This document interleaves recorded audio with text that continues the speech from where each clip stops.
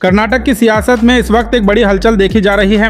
Chief minister Siddaramaiah ने कल यानी 28 मई को गवर्नर से मुलाकात के लिए वक्त मांगा है, जिसके बाद सियासी गलियारों में यह चर्चा तेज हो गई है कि क्या कर्नाटक को जल्द नया चीफ मिनिस्टर मिलने वाला है। रिपोर्ट्स के मुताबिक कांग्रेस हाईकमांड से राहुल गांधी और मल्लिकार्जुन खड़गे लगातार सिद्धारमैया और डी के शिव कुमार के साथ मीटिंग्स कर रहे हैं और लगातार ये चर्चा है कि डी के शिव कुमार को सीएम बनाया जा सकता है।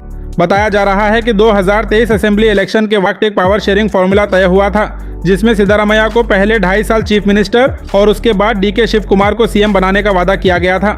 अब डी के शिव कुमार ग्रुप इसी फॉर्मूला को लागू करने की मांग कर रहा है। अगर कर्नाटक में सीएम चेंज होता है तो इसका सीधा असर सियासत और डेवलपमेंट दोनों पर पड़ सकता है।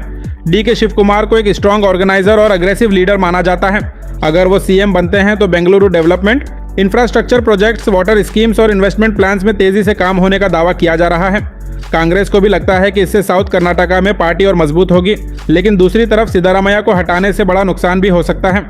सिद्धारमैया का बैकवर्ड क्लासेस, माइनॉरिटीज और दलित कम्युनिटीज में काफी स्ट्रॉन्ग सपोर्ट माना जाता है। अगर उन्हें हटाया गया तो उनके सपोर्टर्स नाराज हो सकते हैं और खासकर कांग्रेस के अंदर ग्रुपिज्म और इंटरनल टेंशन भी बढ़ सकती है। पॉलिटिकल एक्सपर्ट्स का मानना है कि सीएम चेंज के बाद कैबिनेट रिशफल भी हो सकता है। कई मिनिस्टर्स के डिपार्टमेंट्स बदले जा सकते हैं और कर्नाटक की सियासत में एक नया पावर सेंटर उभर कर सामने आ सकता है। फिलहाल सबकी नजर गवर्नर मीटिंग और कल होने वाले बड़े बदलाव पर टिकी हुई है। अब देखना यह होगा कि कर्नाटक में लीडरशिप चेंज होता है या कांग्रेस आखिरी वक्त पर कोई नया फॉर्मूला लेकर आती है।